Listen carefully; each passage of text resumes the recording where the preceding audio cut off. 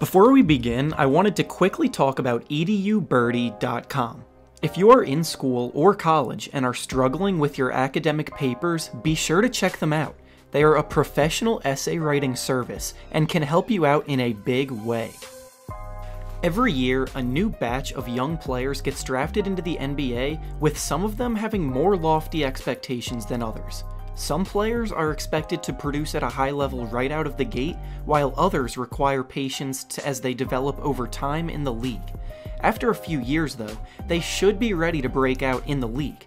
That brings us to the topic of today's video, where I will be discussing 4 players that I believe are set to break out during the 2019 NBA season, that in the past have either shown signs of potential or haven't quite lived up to their potential yet.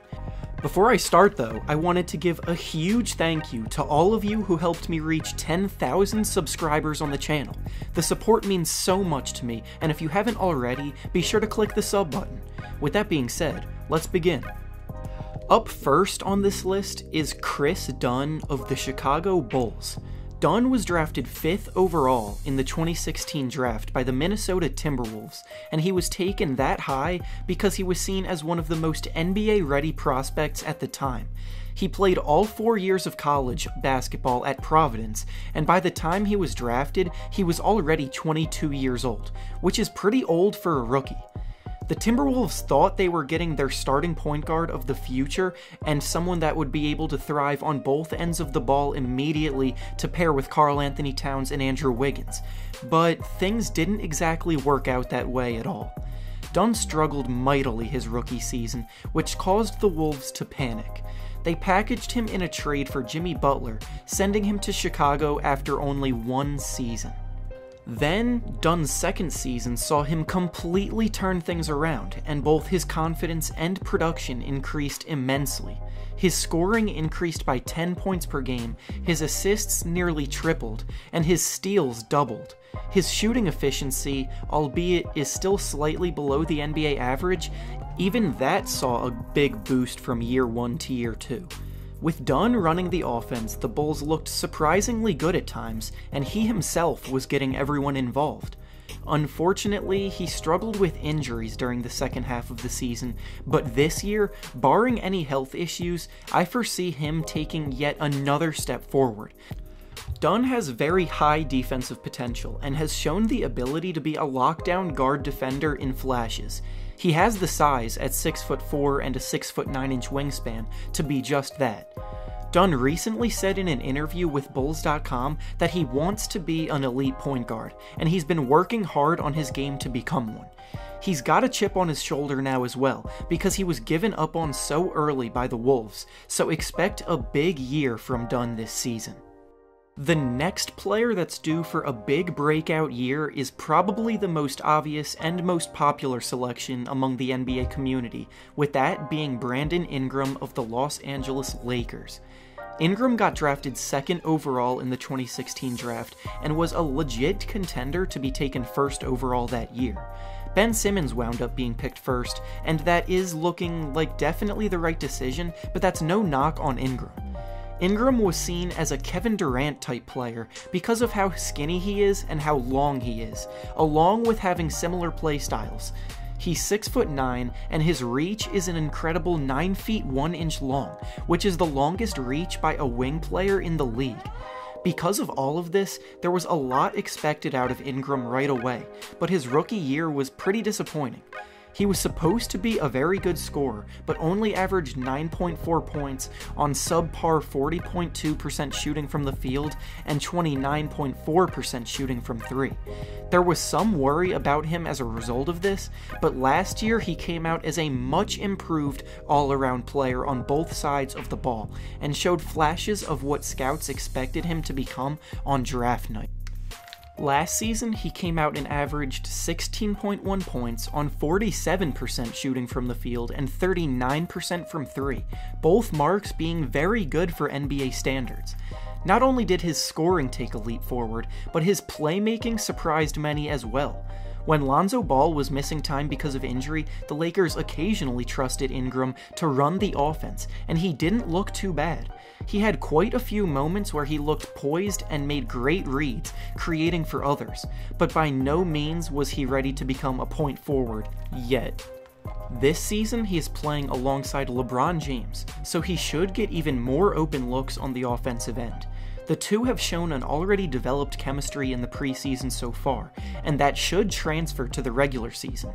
If the Lakers want to truly compete in a competitive Western Conference, sure, a lot of it will be on LeBron James' shoulders, but the Lakers are also very reliant on Ingram improving even more as a player this year, and I believe that Lakers fans will be thrilled with his improvement this season. The next player up on this list is James Ennis of the Houston Rockets. Ennis has been an underdog basically his entire life, since high school, and has outperformed the set expectations for him every time. His college career started at 2 different community colleges for his first 2 seasons, one at Oxnard and one at Ventura, and he dominated the competition and was named one of the best players at the junior college level. He then transferred to Long Beach State, which is Division I, but not necessarily one of the most well-known or in one of the strongest conferences. By the time his college career was over, he proved he could be a good role player for anyone, but he didn't have the national name recognition or hype to garner first-round hype. He wound up getting drafted 50th overall in the second round in 2013, and his NBA career thus far has seen him bounce around from team to team in similar fashion as his college career. He started his career in Miami as a rookie, but then his second season, he played for 3 different teams. He went from Miami to Memphis early on, and then not too long after that move, he was sent to New Orleans, where he actually carved out a big role. The Pelicans didn't keep him past that year though, and his third season started back on the Grizzlies in Memphis. Then, last season, he was sent from Memphis to Detroit, making that 5 different stops in his career in only 4 years. Now that he's on the Rockets, he's in a position that should see him thrive in the role that he's being put in. He's a terrific athlete and a plus defender, and he even shoots about 36% from 3 for his career, which is right around league average. Those 3 traits should see him play the best basketball of his career, as he is now playing alongside 2 of the best playmakers in the entire NBA in reigning MVP James Harden and Chris Paul. Ennis is likely to be the starting small forward for them this season, and with him running the floor with those 2 players, he should catch more lobs and get more open threes than he has ever gotten to this point in his career. The only time he averaged double-digit points in his career so far has been in his short stint in New Orleans, but I could see that number shoot up this season and be a career high for him. The fourth and final player up on this list is someone that was probably on a lot of these lists last year before injuries forced him to be in and out of the lineup throughout the season, messing up any kind of rhythm with his team he could have had, and that player is DAngelo Russell of the Brooklyn Nets. Back in 2015, Russell was taken with the 2nd pick in the draft and was expected to be an incredibly well-rounded point guard capable of scoring in bunches and creating for others at a high level. He was a fun and exciting player in his 1 season at Ohio State, and the star potential in him was seen by many. So far though, his NBA career has had more negative moments than positive ones. His first 2 seasons on the Lakers were good, but not great production-wise, and he didn't really score the ball very efficiently or playmake at the level that was expected of him.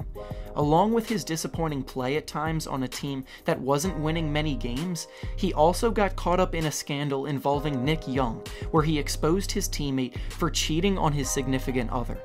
He lost the trust of some of his teammates when that happened, and it just wasn't a good situation for either player involved.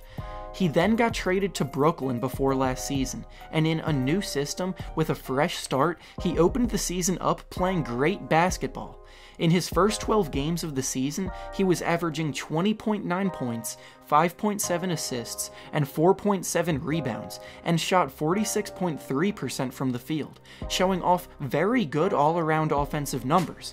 Then the injuries started to happen, resulting in him being in and out of the lineup, and his numbers dipped as a result of that. As long as Russell can stay healthy all season long, which I understand is a big if, I believe that he can finally break out this year into a borderline all-star, especially because it's a contract year for him. He's going to want to earn a big contract next summer because he's a free agent, so that incentive, along with the flashes of production shown last season, lead me to believe that he's in for a big year. And with that being said, that's all I have for you today.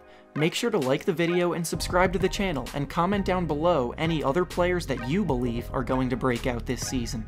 Thanks again for 10,000 subscribers, and on that note, I'll see you all next video.